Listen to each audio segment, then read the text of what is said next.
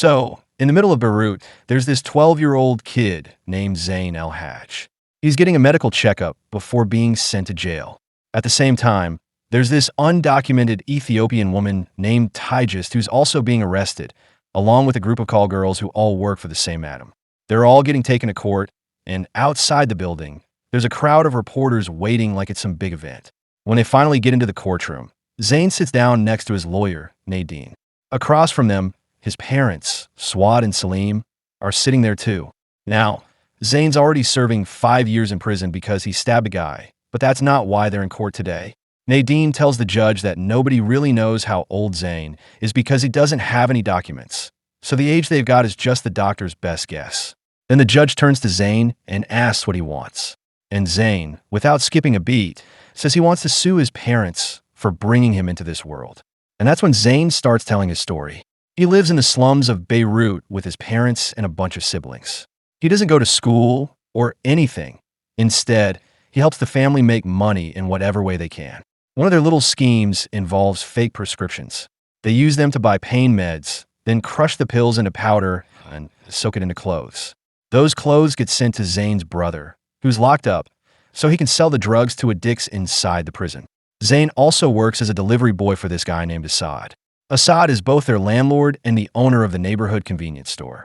He's always asking Zain to bring stuff to his sister, Sahar, and keeps talking about her. But Zain never gives her the things, he just throws them out to keep her away from Assad. He knows what Assad is really after. At night, Zain has to crash on a tiny mattress with all his siblings while listening to his parents doing their thing behind a curtain. Not exactly peaceful sleep. Then one morning, he wakes up and sees blood on the sheets. Later, while he's out selling juice on the street with the other kids, he notices blood on Sahar's shorts too. He realizes she just got her first period. He pulls her aside and takes her to an old abandoned building's bathroom. While washing her underwear, he tells her she can't tell anyone about this. If their parents find out, they'll probably hand her over to Assad. To help her out, he gives her his shirt so she has something to wear and later steals some pads for her from the store. But when Sahar throws the used ones in the trash, Zain gets mad. He promises he'll teach her how to hide them better next time. That night, they're all out selling juice again, and Zain keeps a close eye on Sahar, stepping in any time some random guy tries to hit on her. During dinner, there's this argument between Swad and Salim. She wants Zain to go to school because students there get supplies, and he could still work after class. But Salim doesn't want to risk making Assad mad, so he just says he'll think about it. Meanwhile, Zain's still working hard every day, pushing through all kinds of crap, whether it's pouring rain or creepy men bothering him. Then one day, he gets home and sees a bunch of chickens inside the apartment. Sahar is wearing a dress and makeup. And Assad? He's there too, talking to Zain's dad. Zain instantly figures out what's going on. They're about to marry off his little sister in exchange for a dowry. He wants to blow up and make a scene, but his mom shuts him down and tells him to get back in the bedroom. When Sahar comes in to sit with him, he tries wiping the makeup off her face, like he's trying to erase what's about to happen, but it's no use. The grown-ups have already made up their minds. The deal's done. The next morning, Zain quietly packs a bag with some clothes and tells Sahar to get ready. They're going to leave as soon as he comes back. First, he heads over to Assad's shop and pretends to be taking out the trash, but really, he's sneaking out some supplies. Then he checks out the bus prices. He convinces the driver to only charge for one seat if he lets Sahar sit on his lap. But when he rushes home to get her, it's already too late. They're handing Sahar over to Assad. Zain tries to stop them, but his mom slaps him out of the way while his dad just picks Sahar up and drives off with her on his motorbike. Zain is furious.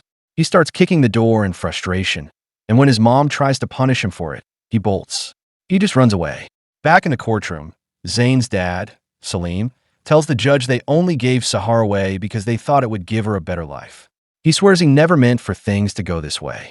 Then he tries to justify it, saying he's just doing what he's been taught his whole life, that a man without kids isn't even a real man. Then we jump back into Zain's story. After Sahar's taken, Zain gets on the bus alone. And while he's riding, this guy in a Spider-Man costume, yeah, seriously, sits next to him. His name's Mr. Harout. Zain strikes up a conversation with him and even jokes about how the symbol on his chest looks more like a cockroach than a spider. When he hears Harout's getting off at an amusement park, Zain decides to tag along. Since it's still early, the whole park is basically empty. Zane wanders around for a bit, rides the Ferris wheel, and eventually finds a quiet place to crash for the night. The next morning, he eats the last bit of food he's got left. Then he spends some time playing with the games, just goofing around. He ends up pulling a prank that makes one of the cleaning ladies laugh. Her name's Tygest.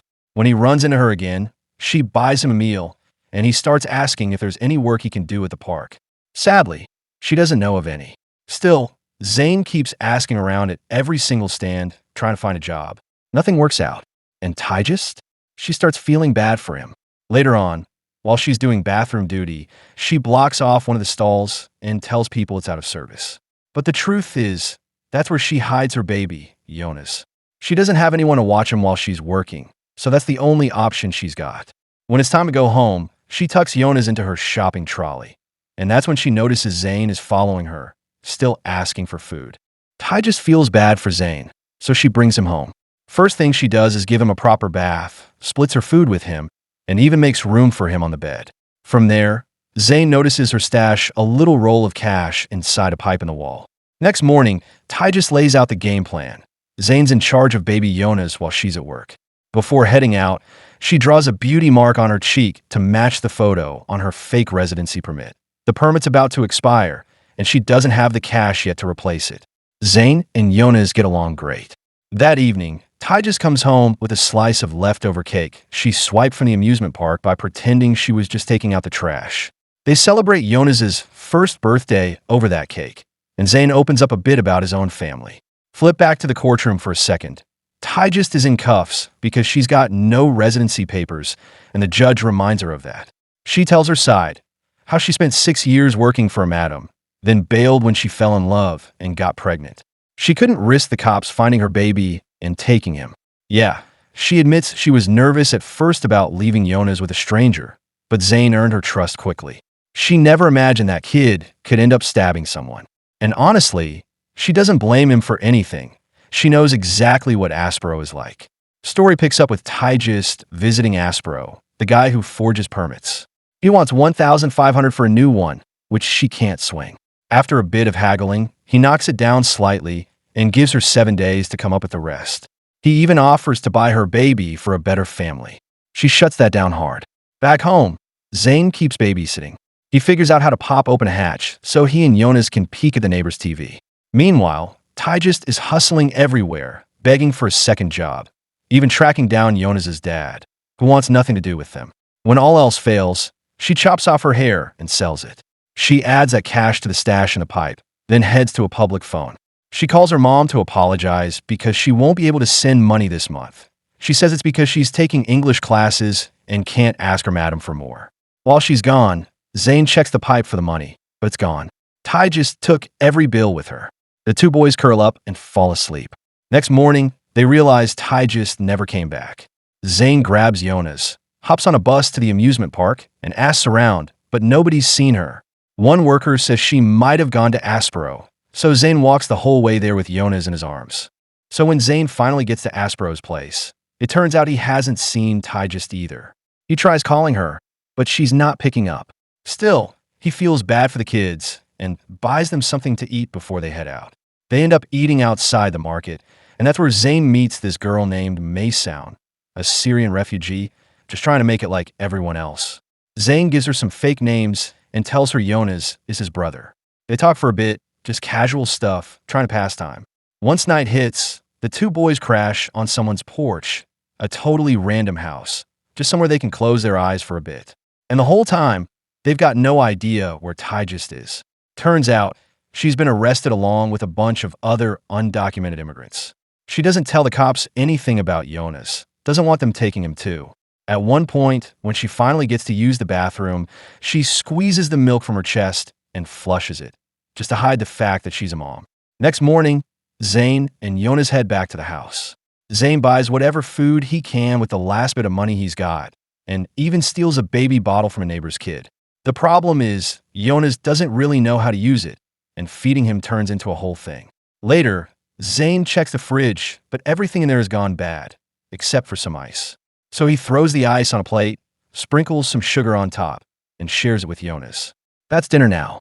As the days go on, it gets rough.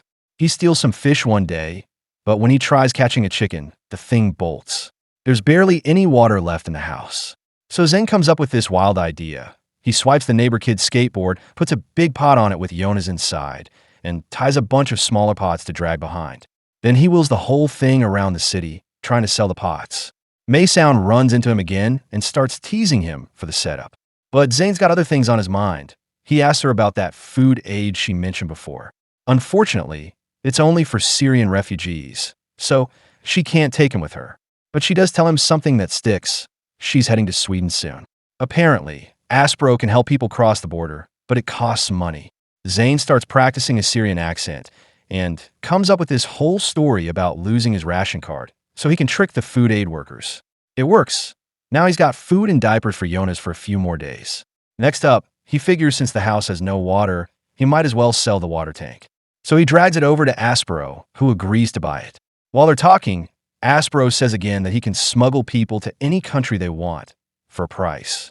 He even offers to buy the baby, but Zane lies and says Tygist is back, so they'll have to ask her. After that, they head to a car wash and somehow convince the workers to let them wash up both themselves and their clothes. When they get back home, Zane hangs the clothes to dry, and as he's checking the pockets, he finds something unexpected, a few old fake prescriptions. He doesn't even hesitate. He takes them to the pharmacy, uses them to get some painkillers, then crushes the pills and mixes them with river water, just like before. Once it gets dark, Zane heads out into the city, selling little shots of his painkiller mix. People actually like it. It goes over pretty well, though sometimes he gets grief from guys who don't want a kid hanging around their turf. Still, he manages to make some money and hides all of it in the same pipe Tygist used to stash hers in. Then one day, he comes back to find all his stuff dumped out in the street. There's a new lock on the door. The neighbor tells him the landlord changed it since no one's been paying rent. Zane tries smashing it open with a rock, but it won't budge. And just like that, everything he earned, all the money he hid, is stuck inside. He's crushed. With Jonas crying and everything feeling completely hopeless, Zane tries to abandon him, right in the middle of a busy street. But Jonas won't stay put. Every time Zane walks away, the little guy keeps following. Zane keeps dragging him back, but the kid just doesn't understand. Finally, Zane ties him up with a rope, but he barely walks away before guilt hits him hard. He turns around, grabs Jonas, and takes him back. Zane is a mess. He's crying, completely broken, when he goes to Aspro. He hands Jonas over and tells Aspro to take him to Sweden. Both of them deserve a better life, and this is the only way. Aspro finds a family for Jonas and sends Zane to a hairdresser buddy to clean him up so he'll look decent for his fake ID. Then he tells Zane to go back home and get any kind of document that has his name, something he can use to forge the new ID. Zane gets his hair cut and heads back to his old house. His dad's asleep when he sneaks in, and Zane starts searching through the drawers, trying to find anything that proves who he is. Nothing. That's when his mom comes in and is totally stunned to see him. First thing she does, slaps him for leaving in the first place. When he mentions needing papers, she laughs like it's the dumbest thing she's ever heard and wakes Salim up to show him. Salim loses it when he sees Zane. He flips the table and starts yelling, asking what the hell he thinks he's doing.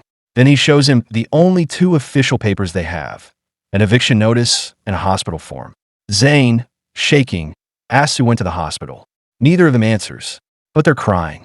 And that's all Zane needs to know. Sahar is dead. And he knows exactly who's responsible. They can't stop him. Zane grabs a knife and storms out, heading straight for Assad. He finds him and stabs him. No hesitation. Zane gets arrested. After the doctor finishes his exam, they send him to the local prison. It's packed, full of adult criminals and undocumented immigrants. He's just a kid, and he's in there with all of them. Back in the courtroom, we return to the present. The next person to take the stand? Assad. He's in a wheelchair now. The judge just can't wrap his head around it. How could Assad marry and impregnate an 11-year-old girl? But Assad, completely unfazed, says that's just how things have always worked in the neighborhood. He even adds that a bunch of grandmothers in town gave birth at that age, and they're still alive today. He claims he didn't realize anything was wrong until Sahar started bleeding one day. So he took her to the hospital, but because she didn't have any papers, they wouldn't admit her. She ended up dying right there at the hospital doors. Then we jump into one last flashback. Zane and Tygist are actually in the same prison now, but neither of them knows it yet. That night, A group of musicians shows up to entertain the inmates, trying to lift the mood. Some of the prisoners enjoy it, even get up and dance, but Zane and Tygist, they don't laugh. They don't smile. It just doesn't hit the same. Later, the guards shout out Zane's name. It's time for his transfer. When Tygist hears it, she rushes to the bars and spots him being taken away. But the moment she realizes Jonas isn't with him, she breaks. Completely. She just collapses, overwhelmed by fear and grief. Over at the juvenile detention center, Zane gets a visit from his mom. She brings him some candy and tells him she's pregnant again. And guess what? She's planning to name the baby Sahar. Zane is disgusted. The fact that his mom feels nothing about what happened to his sister, that she'd even name a new baby after her, it's too much. He tells her not to come see him again, tosses the candy in the trash, and walks away. That night, his cellmates are watching this TV show, the kind that helps kids in need. Zane ends up calling in. He tells the host he's sick of parents who treat their kids like garbage, so he wants to sue his own. The boys in his cell cheer him on, and soon the energy spreads. Kids in other cells start hearing the commotion, and before long, the entire juvenile prison is echoing with Zane's name. Next morning, Nadine shows up. She saw his call on TV and tells him she wants to help. We're back to the present now. Zane tells the court that the baby growing inside his mom is going to end up just like him, living a terrible life. So when the judge asks what he wants from his parents, Zane doesn't hesitate. He says, I want them to stop having kids. After the trial wraps up, the police raid Aspro's warehouse. They free everyone he had locked away, including Jonas. He's taken back into town and brought to the airport, where he's finally reunited with Tygist. Meanwhile, back at the juvenile center, someone asks Zane to smile. They're taking a picture for something important, his very first official ID.